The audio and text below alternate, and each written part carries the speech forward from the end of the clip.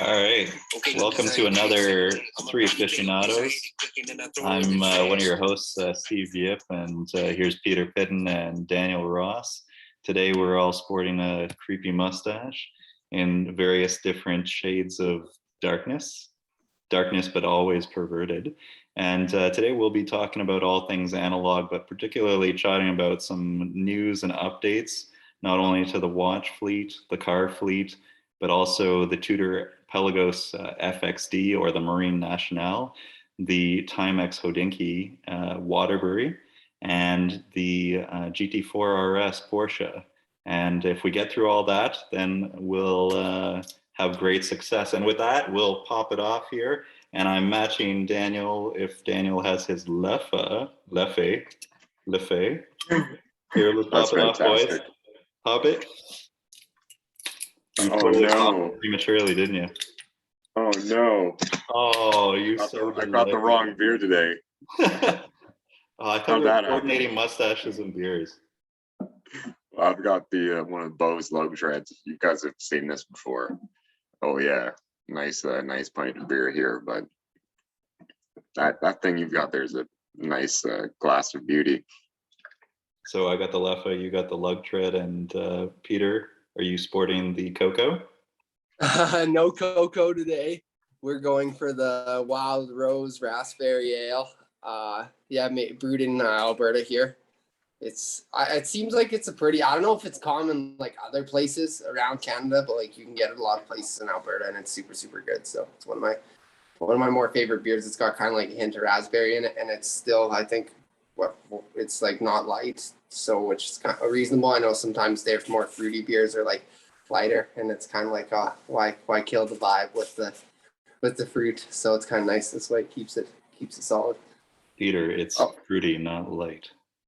And to me, I keep it fruity and light. Cheers, boys. Cheers, boys. Wild Rose makes the Velvet Fog as well, right? Yeah. Oh yeah, it's something that I missed from my time in Alberta. That's a good beer. That was your porn name, wasn't it? The Velvet Fog. Definitely matched your mustache. What I was going to say. So as it is Movember, and as I do treat prostate cancer, not to imply at all that I did anything to Peter's prostate. In fact, I've never felt it once. We are not fundraising. We are just jumping on the bandwagon. Or I'm not fundraising. Probably Peter is, because he's a very good person. I think he is. Yeah, we're fundraising a little bit. We got I think almost $1,500 raised up this year, which is pretty reasonable. Nice. Now they'll put it up to like almost $1,500 or $5,500 raised in the past 3 years. So not like it's not necessarily it's my little portion, I guess, is my way of giving back to. We should have like a soul patch fundraising fund for getting new watches. Grow a soul patch. Like deep soul patches. Soul patches for, yeah, totally. Go. What would that be for? Oh, just looking like Samuel L. Jackson in what was that one film where he's got like the really long braided. Oh, that wasn't his soul patch. That was from his chin, right? But yeah, that's a random deep reference to a movie that you didn't even call the name of, Jackie Brown. Okay, let's get back on track. So we were talking about the Tudor Pelagos. I'm gonna share my screen and try to bring up the right video here. Here we go. So before I was on the Tudor website and it was crashing shit worse than running 3 different prawn videos at the same time as trying to stream here. So here we got the Tudor Pelagos FXD Marine Nationale. And so it's based upon the Pelagos, and then it's in combination or in collaboration with the Marine Nationale French Navy combat swimmers. And so it's a thinner case, and then it comes with the fabric as well as the rubber strap. And then the blue is a little bit more subtle. And then you lose the date window, as well as the bezel is all the way around for a purpose that unfortunately I don't fully understand. but maybe Daniel can explain it better because he is a seaman, a shaman. And for those who don't know what the hell I'm talking about and acting particularly pervy with my mustache, Daniel did run a ship, or he was a first mate or a skipper or something. Daniel? Hey, Daniel, you're muted for some reason. Well, for fuck's sakes, Daniel. It's a podcast and he muted There we me. go, I'm back. That's the only prerequisite for a podcast, right? Is to have your mic on. Make sure your mic off. We're gonna have a podcast of just ambient noise. It's just me talking to myself. I'm starting a new ambient noise band. You can just listen to my microphone on mute. Mustache and mutant. Let's roll the screen back up here a little bit so we can see the watch a bit better. So no, off the top of my head, I don't have an explanation for you. Just a reminder, this is a podcast, Daniel. What's that? Roll that back up. Hold on, pause. Let's take this all in. So it's also a titanium case, just like the regular Pelagos. And the only other thing that I think is another feature to mention is the case back is signed. That has the Marine Nationale MN. Unfortunately, I don't think they provided the photo on this Gear Patrol website. And for some reason, my browser seems to think that Hodinkee is some sort of hostile dark web website, which is very possible. Then I think the only other thing is, yeah, that tracking elapsed time, underwater navigation. So the most obvious is the bezel, which has been tweaked. Now sporting a countdown feature with hash marks at every minute. It's designed for underwater navigation rather than for tracking elapsed time, with a new typeface all loomed along with the dial. And I'll stop reading off of a website for the rest of this podcast. Any other insights you'd like to share with us, either from the seaman or from the camo man? Any wisdom, Peter? What does the mustache tell you? I don't know about wisdom. I don't got any reason as to why the bezel's like that, but I'll tell you, I think it looks damn fabulous. This is like by far one of there's not like many watches besides that the Rolex 41 millimeter with like the blue dial that like have really like been like, damn, that watch is like I could fuck with kind of thing. But when I saw this, like this is another one of those that it's like, damn, like this is like straight up my alley. Like this is a total Peter watch. But it is total Peter watch. It's a good thing that your name is Peter. I know, right? There you go. Otherwise, we'd be wondering what you do with your watches there, Peter. We'd call you Pelagos Pete if you had one of these. Pelagos Pete. I don't like, to me, like personally, I couldn't see myself like actually going out and purchasing this watch just because it is very similar to my current Tudor. Like I just kind of wouldn't, it's not that I don't love it. It's just kind of that fact. But yeah, like, I don't know if like, it's just beautiful. Like, I think it's great. Like, I think they did fantastic with it and I think it looks awesome, but like kind of like that way I see it too. Right. It's just like, I don't think it would be something I probably would admire if I saw it in person. Like, damn, that looks great. I don't think though I would like versus, I don't know if this takes the spot for me versus the Rolex. Honestly, I don't think it kicks it out of the key there. Daniel, what's your opinion on the like the connection to the military heritage and those design cues and functionality and all that? I think it's really cool. I think it's super cool that they're, especially the fact that it is a usable watch, right? And it's the design cues are like not only vintage vibe and things like that, but they're actually useful. All right, like it's got like everything to it is actually in a useful piece that's kind of there for a purpose. So I kind of like the fact of that. It's not just like, I feel like if you wore this, you'd feel like you're like almost like a part of something. You know what I mean? It's like you're a part of something that's bigger than you because like it's just got like it's everything on it is useful. I mean, not saying that with like other watches, but like it's just you could say sometimes that something's on there and it's not like you could replace it with something, but it's like I feel like this is like this watch looks like it's how it's supposed to be if you're thinking that a diving squad would use it. Maybe that's just me talking, but now let me play devil's advocate. So this is building off of the Tudor Submariner, Snowflake Marine Nationale. So when they previously had the prior model, it was actually provided to the Marine Nationale Force. So they actually had access to this, and this was given to the French military. Whereas this watch was developed on the Pelagos, not the Submariner. Everyone was hoping that the Submariner would be released. And additionally, this is in consultancy. They basically consulted the French Navy, but they didn't actually, this isn't something that's given regularly to the French Navy. The other thing is that I would say are a bit of detractors are that it's a 42 millimeter still, so it's a bit of a bigger watch. Although the actual not the depth, but the actual the height of the case has been shrunk down. So I think that there's some improvements, but it's some people have criticized it as a bit of a half measure. Would you go with this, Daniel, or would you pass? I like it a lot, but I like when I first saw it, my immediate reaction was one of attraction. I thought it was, I think it's an impressive piece.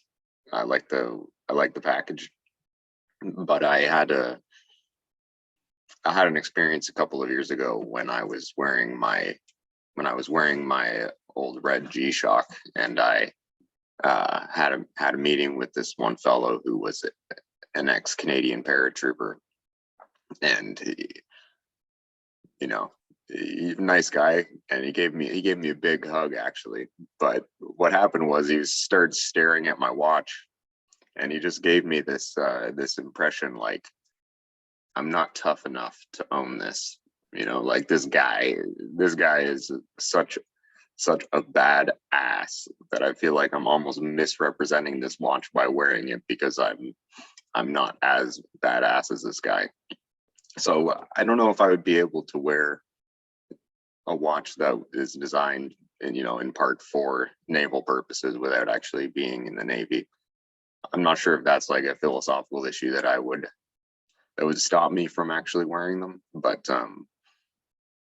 I think it's enough for me to maybe not pursue actually the purchase of this particular model. But then, like every single watch I own, I'm not worthy of. But speaking of which, like, come on, for fuck's sakes, look at this watch.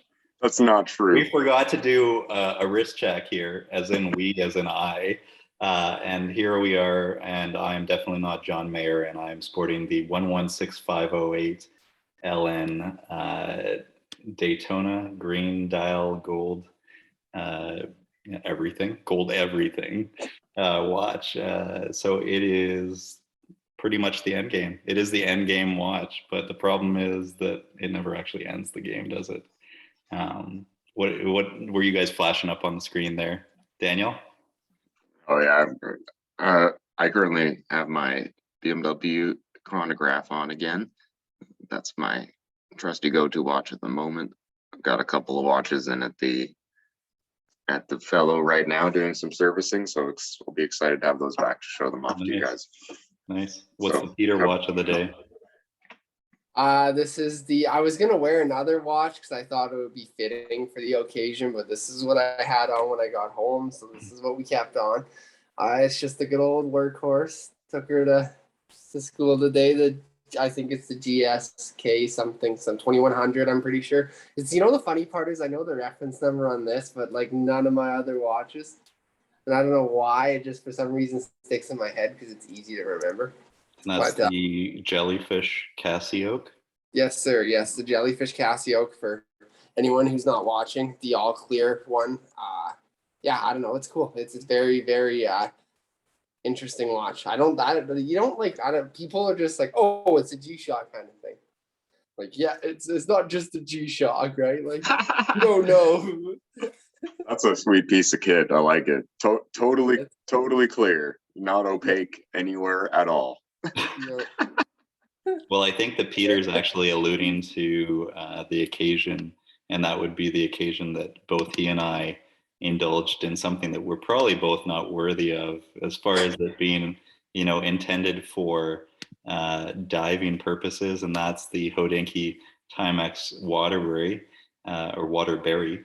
And this is, I think, 40 millimeters based upon, a diving intended kind of vintage cued watch with a steel case on a leather strap and a Miyota, Japanese movement with a red second hand. I think that this was kind of a no-brainer when it came in at $279 US. And I guess you were hoping to wear the Waterbury, right, Peter? I think we both ordered. I was gonna wear the Q because the Q. the Waterbury's not with me. It is I've received it, but it's in Calgary, so it's not with me in Lethbridge. So I'll see it next time I go back to Calgary. I saw it over FaceTime, but I didn't see it in person, so it was kind of painful. I was like, oh, I can't put it on my wrist. I just get to see it there, but it looked cool. I don't have any watches with that much black involved in it, so I think it'll be kind of cool. I'm like a very generally light guy, so. For those who are wondering if Peter is schizophrenic, Peter is actually away from Calgary in Lethbridge doing schooling, but it seems like his whiteboard only says Larry. It used to have a burn victim image, but now it just says Larry. That's cool. Well, yeah. I think that I got to break the surprise here. I've been holding on. I got home today, and here's the box waiting for me. This is my Hodinkee big reveal unboxing. Which will be so good over a podcast. And you can just hear all of the rustling and the cardboard and me cutting. So maybe if you want to watch the YouTube video, it's probably a little bit more interesting. But I haven't even opened it yet still. Let me see if I can, you guys talk amongst yourselves, and maybe you can chat a little bit about what the watch is while I try to figure out how to wield a pair of scissors. So what is it about this watch when it popped up that made you guys want it? For me personally, I enjoy like the Timex Hodinkee collaborations. They've done a lot of really cool ones. I found I'm like, honestly, like the past year there hasn't been as many good ones I've noticed personally, but like there was a while there was like a good amount of them that were pretty reasonable. And there, excuse me, if you can catch like the Timex or like G-Shock or something like that, they're not in an overly crazy price range too. And the Q, which is kind of interesting, is it's like it's sold. I don't know about this one. Maybe they made a whole bunch more of them, but most of them sell out ridiculously quick. Like the G-Shock sold out within hours, if not like maybe less than that. And that one was a John Mayer Hodinkee, so that one was really cool. And then the Q sold out really fast too. It was like half a day, and the resale on them is it's not like they're selling for ridiculous, but they're selling for at least mostly double, I would say, what people are paying for them. Like I looked at a couple times to see if I could find the John Mayer G-Shock used, and it was a lot more than I would be looking to pay for it, kind of thing. So yeah, for one, I was busy rounding and I had my alarm set, but I had a sick patient, so I missed out on that one, and that one sold in half an hour, because I remember it was like half an hour in and I was like, oh shit, and then I checked and it was gone. So here we've got the outer box open, and I probably just made the audio quality go to shit. And so here we got a little bit of brown paper. Hopefully I don't just like it out of the box. Here's the Cranklin. I like that I'm doing this with the gold Daytona. Yeah, I know. This shows my passion. The fact that I'm unboxing this with a John Mayer watch. If you could save that box, I might need a place to live next month. I appreciate that. You got to keep on growing that mustache. I think you could definitely sell it. I'll trade mustache rides for a place to live in your box. I like that box, the Q box. I think this is very similar to the Timex Q box here. It's here we go. I'm unsheathing it. Looks like there's going to be a pen in there. A very big pen. Yeah, a fancy pen, yeah. A pen that vibrates. Here's the. Oh, it's automatic. There's a box inside of a box. Inside of a box. Oh yeah. A box. It's like a Russian doll thing. And then, okay, here we got a thing that I can actually open. Should This I is do it high for tech. you, or should I do it for myself? There you go. This is cutting edge. Oh, Oh, oh, Oh, oh. it looks Oh. good. Wouldn't it be hilarious if it was just broken? is it? No. Oh, it looks great. There we got, it's nicely taped, wrapped around. First impression, Steve. What are you thinking? It's not running. What the fuck? So it's got the automatic movement, so I guess I'll have to wind it. Got to do everything myself. I'm unwrapping it. I'm depreciating its value. Daniel, I can see is cringing it right there. Not a So Timex. I was actually watching a video about this, and someone who had received it already, he was like raving about the leather strap, and he Right. looked on the inside, and there's like, you can see that there's printing that says Timex a little bit. I don't know. Oh yeah. It. And then on this side, it says SP Foot Tanning Company. This is again really good reading. Awesome for a podcast here. I appreciate the zoom in on your mustache more than anything. I know. For those who are watching the YouTube channel, feel free to just mute me, or just like put your finger over my mustache, or just put your finger in my mustache. That's really what it's begging for. Anyways, it says something about like Minnesota, Wisconsin, something US. But then when you look at the tag actually says, yeah, made in China. Strap China, movement Japan. And then there's the buckle. The buckle's got Timex on it. But really, Wow. what y'all want to do is just zoom in on my mustache for sure. I think I like it. For what it is, it's pretty cool. Is it running now? It is not. I still have to wind it.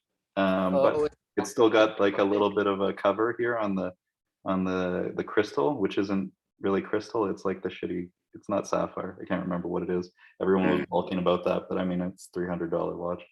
I like it a lot. And you know, the great thing I thought about is this could be totally like a Timex Q to me.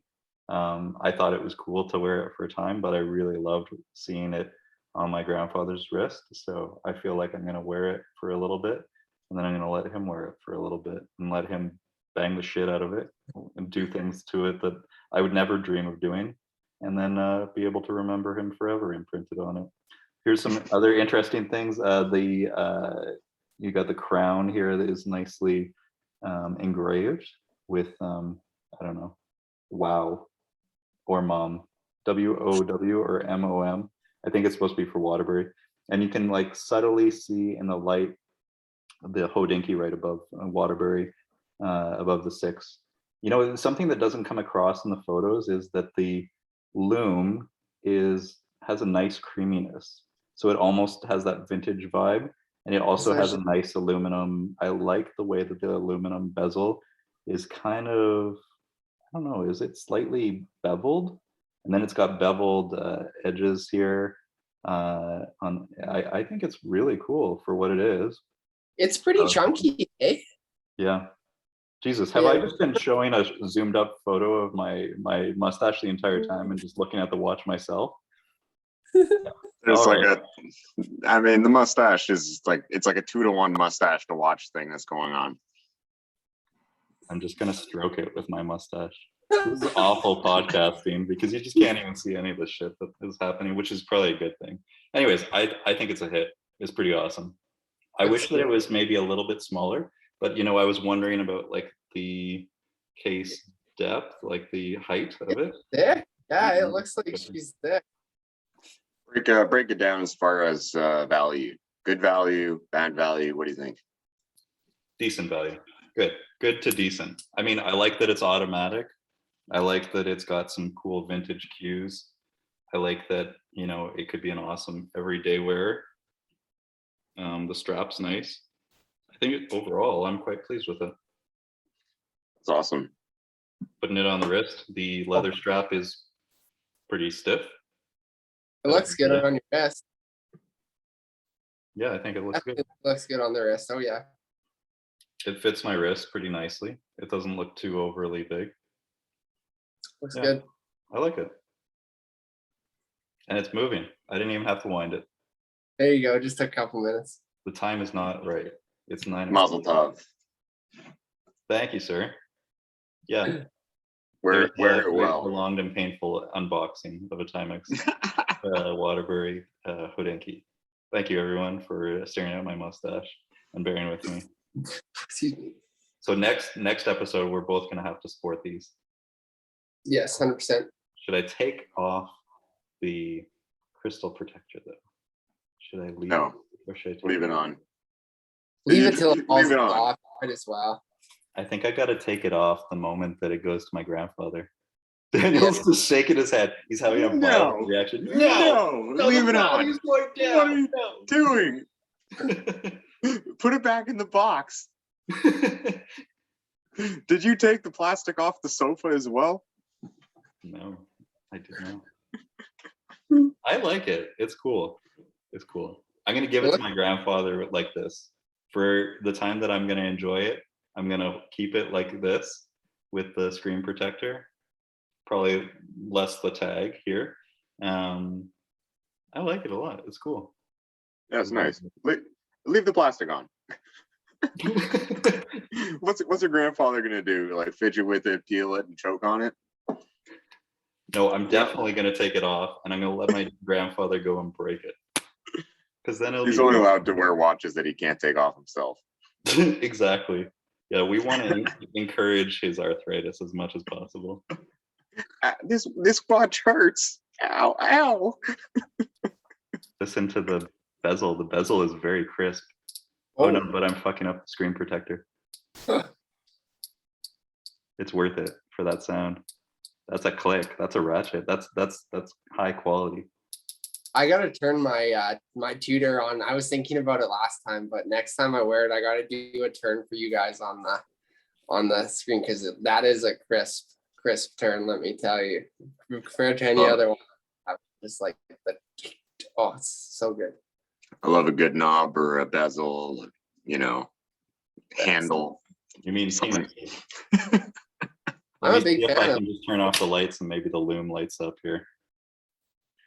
I like that. It's got like that vintage, and I don't know what it's called, but like the old like radioactive loom kind of thing, where like when it fades, it kind of went to that like yellowish kind of like brownish tinge to it. You can kind of, it's hard to see over the camera, but I saw it in the photos when we were looking at.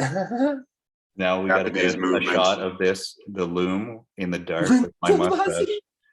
I don't think there's a little bit of loom you can pick up. It's probably not charged up enough yet because it's been in the box the whole time. It's actually illuminated by my mustache. Hey, there you go. Mm-hmm.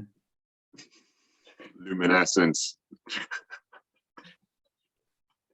Well, I think it's cool. I can't wait for you to receive it, Peter. It'd be cool. Yeah, I'm excited to check it out. I'm really excited to check it out. It's funny to me that you both bought the same watch and you're receiving it at different times. But we're talking about it now anyways. Why not? It's a Timex. You could talk about it so many times. Oh yeah. We're gonna drag this shit out. We're getting the maximum value of it. Yeah. People have been talking about Rolex so much lately. I'm sick of them. I don't even want to hear about these fancy watches anymore, I just want to see Timex. That's it.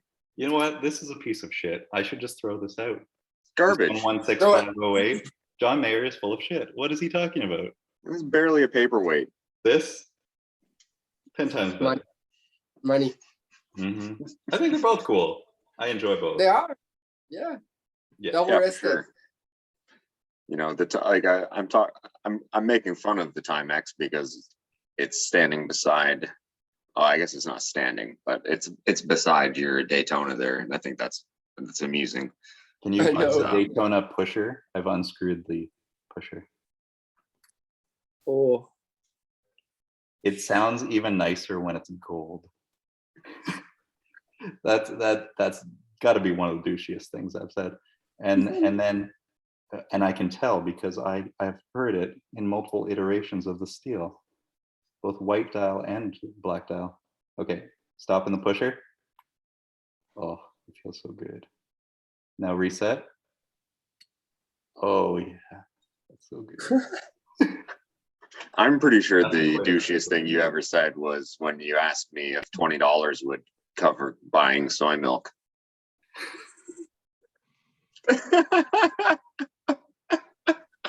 Well, sometimes when you gotta get soy milk, you gotta get soy milk. How much is soy milk these days? Isn't $20 enough? I just totally forgot about that. I just threw $20 to go pick up soy milk. Yeah, yeah. Well, I that's a think random $20 will tangent. cover it. We I are might have fully to off the change. beaten path here. Let's get back on it. So I think this is a win. I like it. I like it a lot. Let's move on to car news. See if I can pull up my screen again here. Oh, So I called all around and of course sent in my allocation trying to get the GT4 RS. And it is an awesome car, in my opinion. 718 GT4 RS with the Cayman GT4 now receiving the GT3 engine with upgraded suspension, wheels, brakes, and aero. This thing looks so badass, and especially has the cool new air intake system that comes through the side windows. I love it in the current Arctic Gray unique spec that I think came out in the Cayman, no, not the Cayman, the Cayenne something, GT, Cayenne GT. But I like it a lot in this color, and I love it with the combination with the blue purple wheels. I think it's awesome, and I think you just got to get it with the Visac package. 500 horsepower, slightly down on power from the regular GT3 engine because the exhaust, which is 935 styled, is a bit longer. It's a little bit longer from the engine to the end of the car. So they say that back pressure influences power and torque. It's only available in PDK. I wish it was in a manual. And I think it's absolutely beautiful. And to me, this looks 10 times better than a GT3 just aesthetically. And it makes me remember that day that I brought home my first 981 GT4 and we went for a rip, Daniel. I can't Forget that day. how cool this would be. Yeah. So what do you guys think about this car? I'm in love. I'm on. It's my dream car. Is it? Yeah, this is the car that I want above almost everything else. More than the Z06? Yeah. I think, what was the conclusion last time? Were you club GT4 RS or were you club Z06? Pretty sure I was club GT2 RS. You were I club think GT2 we're RS. all, yeah. At that time, I was GT2 RS, but like I'm now talking about me versus you. And me, this is the car that I want. You know, I think that the way that they've made this look now, it looks more like a 911 than it ever has before. But It looks in a better good, than a in a 911. good way. And exactly. And now it looks better than a 911.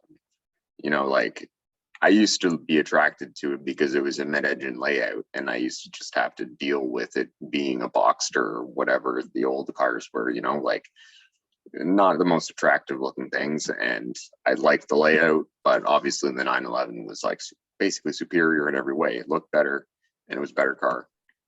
And like now we've got an incredible car all around. It looks amazing. This looks like an exotic car, you know, and like to me, to think this is like the top end car in the entry level lineup is just a ridiculous concept. Yeah. You know, it's amazing. Yeah, so I think that some of the arguments for and against this, for comparing in the GT3 realm. So ultimately, GT3 has the better Nürburgring time. It has the double wishbone front suspension and has probably the superior aerodynamics and chassis. Although it has the rear engine, which can be a positive and a negative. This has the mid-engine, so it's going to be a totally different dynamic, slightly less aero, but it does still have the swan neck rear wing. It still has the NACA ducts. It has, you know, the front arches, vents, and it has the really cool carbon intake. I think it's so beautiful. I think it's a really great car. And although probably technically less capable than the GT3, I think it's really cool unto itself. Now, some might say that, you know, well, it also wins because it's cheaper. But when you build it like an idiot like myself, well, then you end up basically building pretty much the same pricing.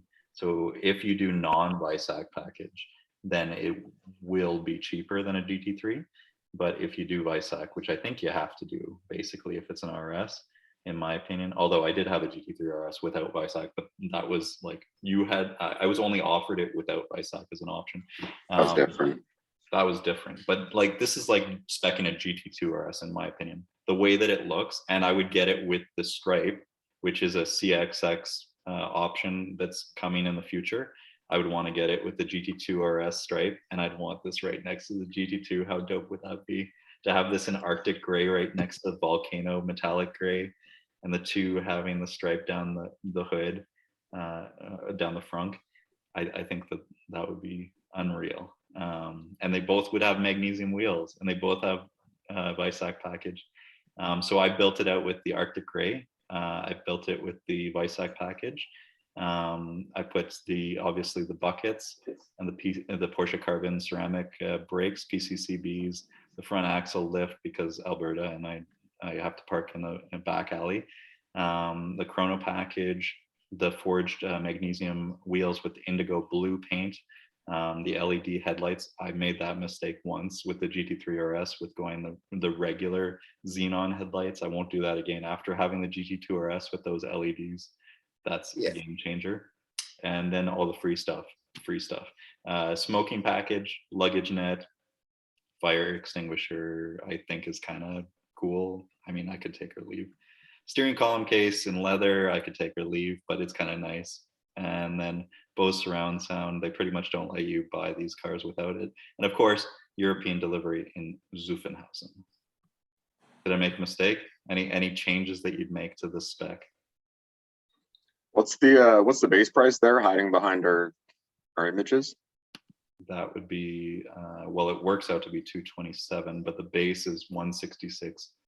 So it really goes up when you put in the BISAC package, the magnesium wheels, you put the leather in, you put the PCCBs.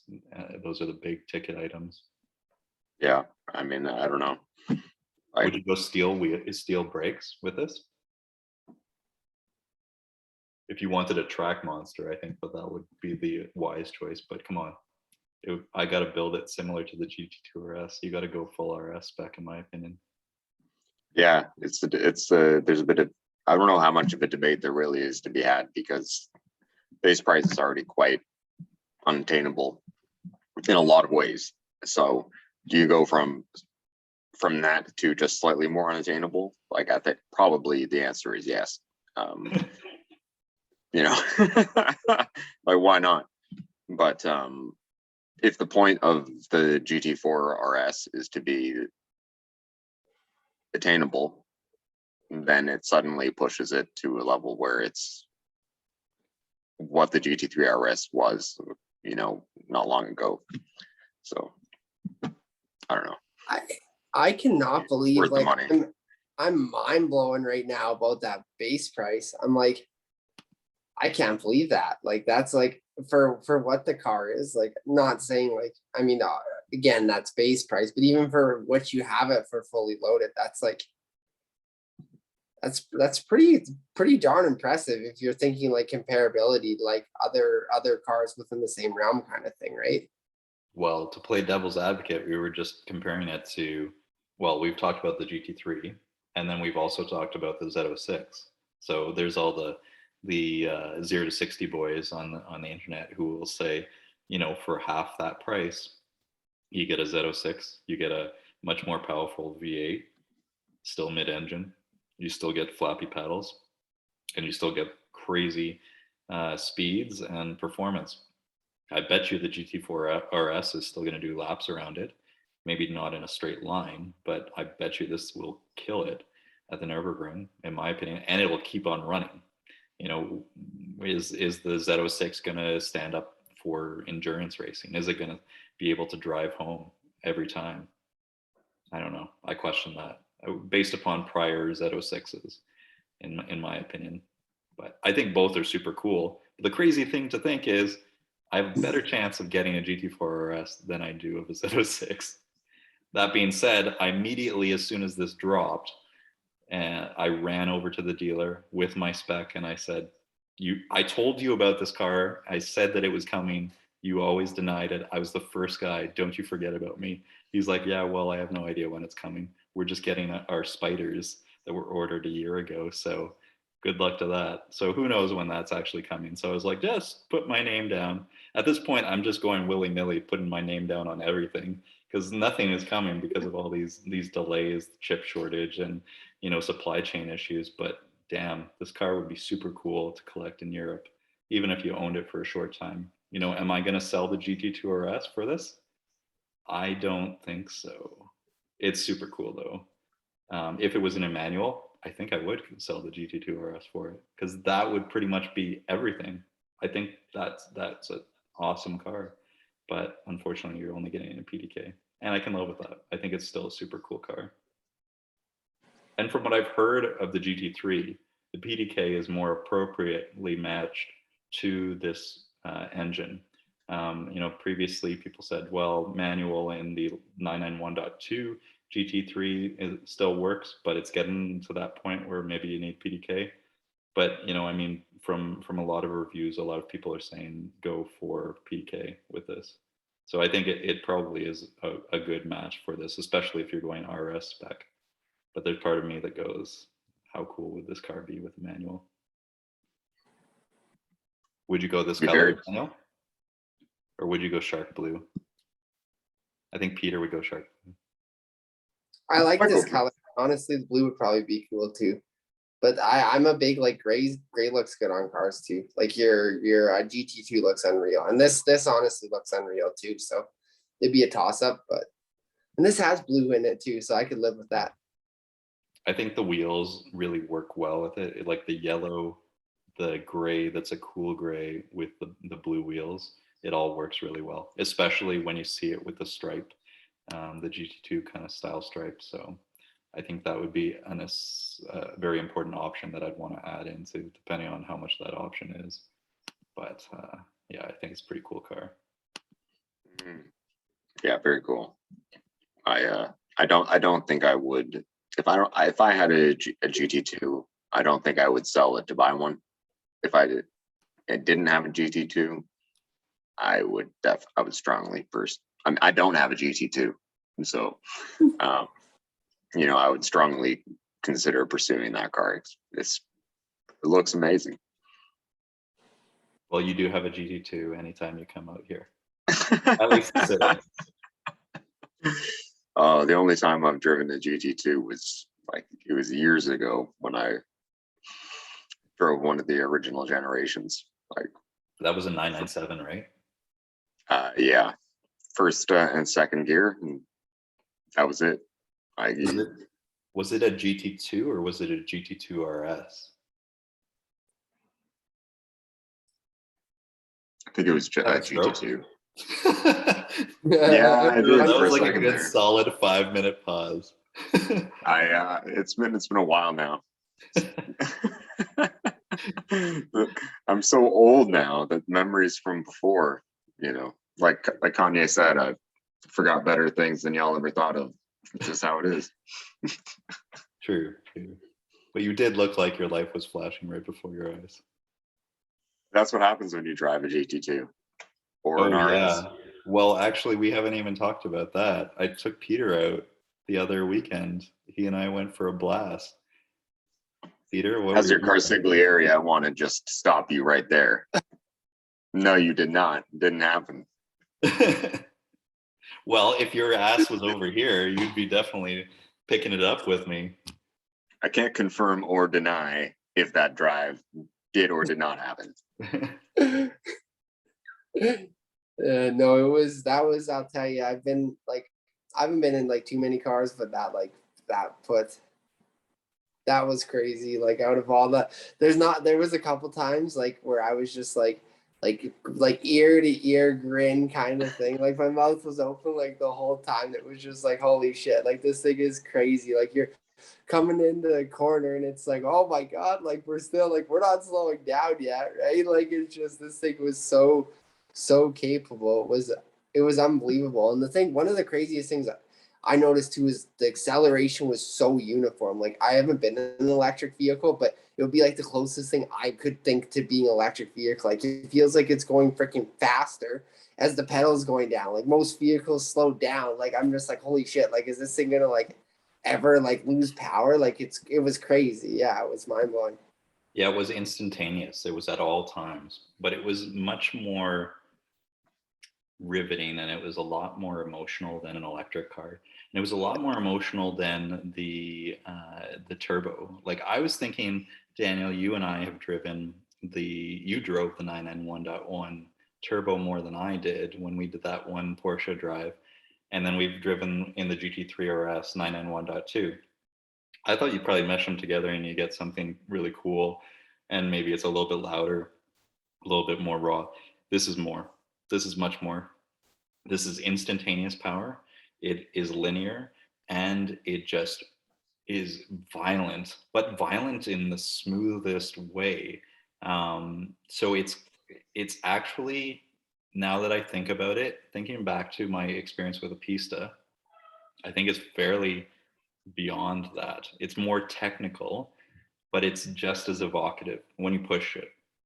And in that sense, I think it's an amazing car. And it keeps on showing you a new side of itself with a greater depth to itself. So I think it's super cool. I've never felt so many organs shift in my body. Like I remember when I was filming Daniel in driving the turbo, and I felt my head slam to the back of the chair. You know, I know that with the 991.2 GT3 RS, it would pull you back eventually when you got up to 9,000 RPM. But to have my brain slosh and my liver and kidneys and every visceral organ that isn't tethered down by peritoneum, I'm getting very medical here. This shifts everything when you really push it to the point where it's like you need a break from all the adrenaline and from all the shifting. You know, I've heard of like the Taycan turbos making people have, you know, pissing urine, like not pissing urine, pissing blood with urine. This I think could probably do the same if you did enough launches. So I think it's a pretty cool car, and I can't wait to have it out again. And I'm hoping, I've been begging the dealer to give it back to me because they've been doing work on it with CV boot. And then once that's done under warranty, then it's mine. I'll take it out for the weekend, I think, and then it gets hibernated for the winter because it's still like 10, 12 degrees for the weekend. So Daniel, get your ass out here. Yeah, man, I want to so badly. You know, especially after Car Wow just released a dragster video of the GT2 RS, not too long ago, against the McLaren 720S and a F8 Tributo. Was it a 720 or was it a 765?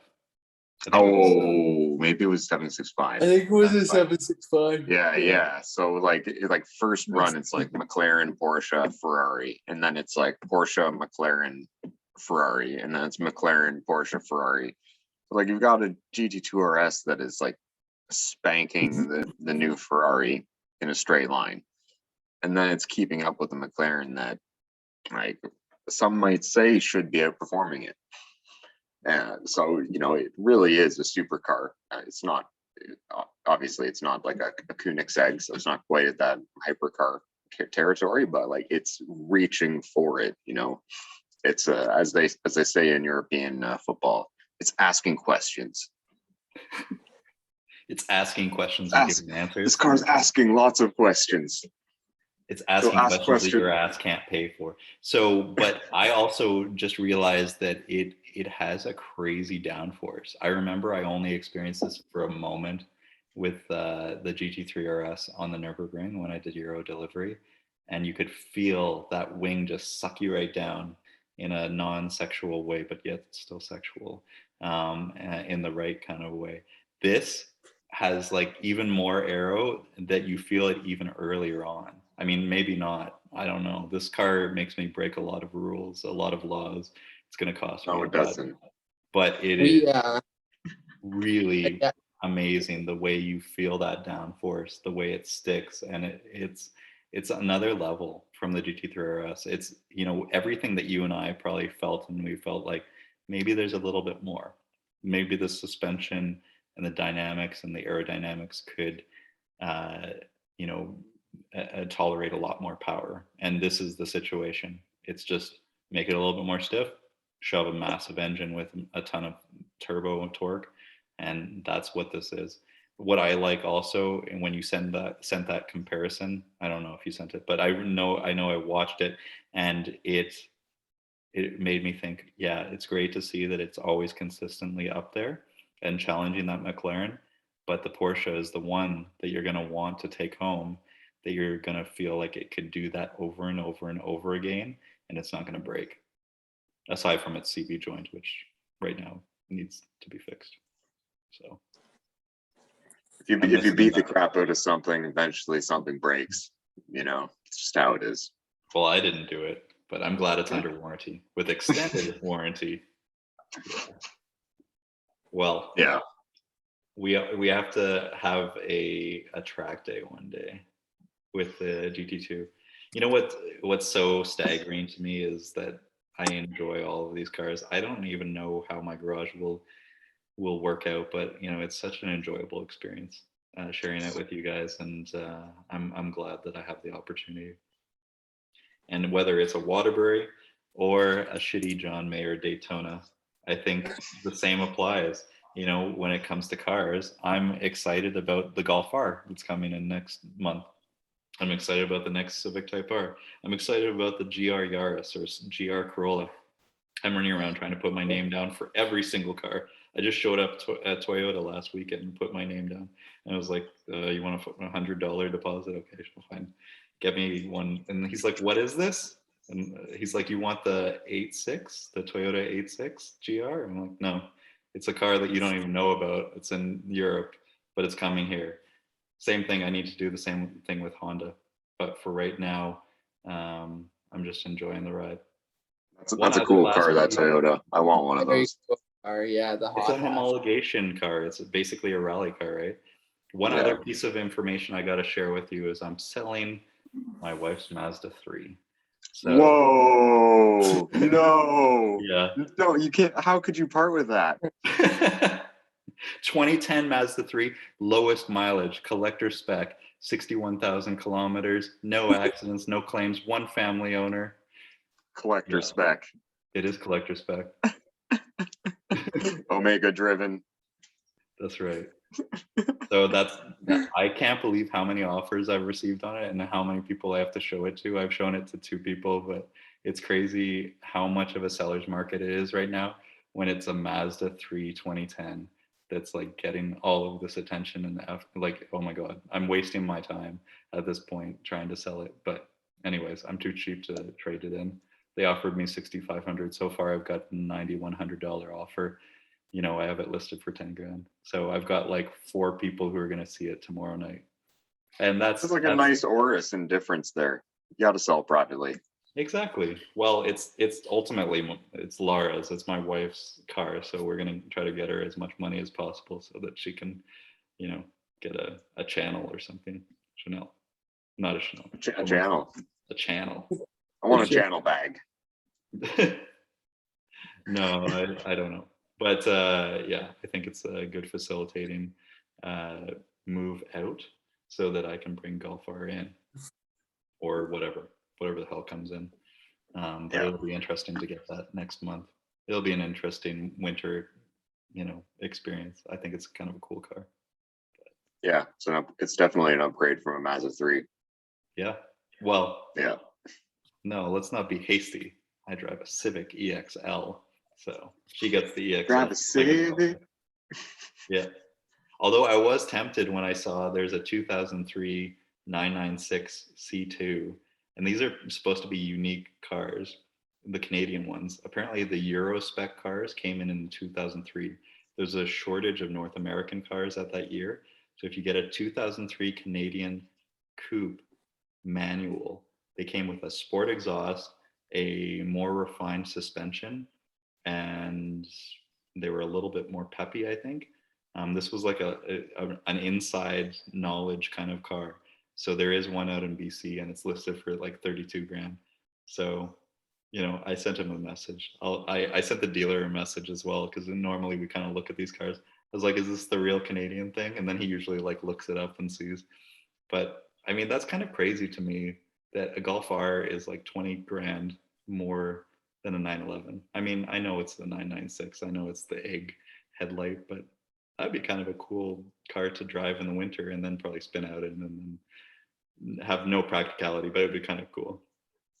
Hey man, I like eggs. Yeah. You need to get that tattooed on your body. Hey man, I like eggs. That's definitely a pickup line. Hey man, do you like my mustache? I Do you like like eggs. assless chaps? Do you like eggs? I'm your man. You like your roke. You like your own. You like your yoke runny. Do you like your roke, honey? I almost spat on the camera there. You're right. Hey, yeah. I'm done. You're gonna do your Asian accent. All right. I'm gonna In just go conclusion, jump out the window. Go ahead. In conclusion, we're keeping the GT2 RS. Names down for GT4 RS whenever the hell that comes in. Waterbury, sporting it right now. I like it. Eventually, Yeah. I'll pass it on to my grandfather. It's so weird. I pass it on to my grandfather. He's 95 years old. Passing it down the generation. I like it a lot, but I don't want it. I like it, but you But know you have that I'll never wear it, right? Like it will get very little wrist time. When you've got this, when I've got the Bruce Wayne Datejust, when I've got the Explorer, when I've got the Cermet and the Kermit and the Hulk and so on, there's only so much that can take on your wrist. But I still appreciate this, and I'm gonna enjoy it. And it'd be super cool to just like wear for regular wear and tear stuff. But you won't let me put any wear on this because you won't let me take the goddamn plastic off. So I better just keep it clean, give it to my grandfather, and let him fuck it up. That's my. So many watches. I got 8 arms. That's right. I'm an octopus. Wait, no, this is a Daniel watch. That's Jay-Z, man. That's Okay. Jay-Z. You're Jay-Z. I thought it's a Peter watch. Peter put it in. No, that's Pelagos Pete. Pelagos Pete. Pelagos Pete. I feel like your soul animal would be a pelican. That sounds like a bird. Yeah. Yeah, it sounds like a bird that you just discovered. Oh, this is the new Pelagos Pete. Pelagos, it kind of sounds like it, yeah. I do like the way it's catching the camera. I'm What? posing for myself. Oh, the Waterbury, yeah. Yeah, it reminds me of Longines. What? Longines divers? No, we talked about it not too long ago. That new Longines that just came out. I think it was it a Hodinkee lawn? No, was that, or am I thinking of the wrong thing? I don't know. But what Anyways. you asked, Yeah, never mind. you asked when I was unboxing this, what appealed to me the most? It's 369. It's got that Explorer dial cue. And I think that's something that's pretty timeless. And you don't see it too often on watches nowadays, other than like the Explorer. And some other more vintage cued watches. I want to ask one last question before we go. Jeopardy style. Jeopardy. What is watch? What is Peter watch? What is the watch that you want next? I know we've talked about this before, but mine is constantly changing. So you guys go first, and while I think and I try to figure out what the fuck I want, because there's so many now. Big and small, unobtainable and attainable. Mm, mm. Yeah, I know you And started off. in the attainable, in the semi-attainable category, I want one of the Oris watches where they worked in collaboration with Cleaning Up the Sea. So you've got those cool one-off prints of recycled plastic put into it. So one of those is something that would be highly interesting to me. Yeah, I'll just leave it at that one. Sounds good. Peter? I don't even know, like, in the like relatively obtainable round is what I would like, because I just got the Waterbury, and like I'm kind of a man where, like, I don't know when I don't know if I like to look at watches, but like there's like something very specific sometimes I find that kind of hits it. And I find a lot of my watch purchases seem to be um spur of the moment. Like I see something, I'm like, oh shit, that looks so good, kind of thing, and then I want it and I go buy it, right? So it's like I do research on it or whatever. If it's not expensive, then it doesn't really matter. I mean, if you're spending a couple $100 on it, it's like, okay, well, there you go. So that's honestly, like, in the lower end of the market, I kind of don't really like usually have anything that I like necessarily like. If I see something, I kind of just go for it. But on the higher end of that market, that freaking 41 millimeter Rolex Tiffany dial, still, like, that thing, man, is gonna, it was one day, it's gonna happen. I don't know how many years and how inexpensive it's gonna be by the time I actually am able to buy it. But we'll see. Hopefully they'll keep it in production for as many years as I can until I'm able to afford it. Well, actually, I saw that there was some influencer or some YouTuber who was like spreading rumors that it was potentially being discontinued, which I think is Oh, very doubtful. I think that's just clickbait. In my it's so opinion, it just came out. expensive too. I just looked it up and it's like 24 grand or something like that. Like some of them, and it's just like that's too much money, man. That's ridiculous. For that watch, yeah, Yeah, like just for 26, color. 25. Like, oh my god, that's getting to crazy money. Like I could like work myself into like lower teens, like one day maybe, but not that much. That's too expensive. Like you get yourself into something like wait, and it's not even the fact, like, it's just I don't like it. It's just the fact, like, for the same price point, I think you could get something with like a cooler movement or something like that. You know what I mean? It's just, I don't know, you're kind of wasting your money at that point, I think, unless you really like it that much. But those, what Daniel said about those Orises, actually, I did look at those a while ago, and I'm a big like sea and like water and like guy. So the ocean ones were actually really cool, and I looked at those two for a while, but I don't know. The case kind of like didn't necessarily 100% do it for me. It's one of those things where I was like 50-50 on it. But that's the one that has like the colorful dial, right? It's like all different. Each one's unique. Is that the one I'm thinking of? Yeah, yeah. Oh That's yeah, what that I'm thing's, thinking it's about. beautiful. Yeah, I'm a big fan of it personally. I think it's super, super cool. But again, I don't like lower end. I don't really have anything in mind. So we'll keep it at that. What about you, Steve? Right now, I think this describes me pretty well. This is Yeah. like I enjoy both wrists. Right now, I got the Waterbury on the left, and I got the 116508 green dial gold on the right. So I think I'm gonna go right. But what do I want? I think this has a whole differential list, but I gotta whittle it down to at least three for each. So the attainable, which isn't even attainable. That's the crazy thing nowadays.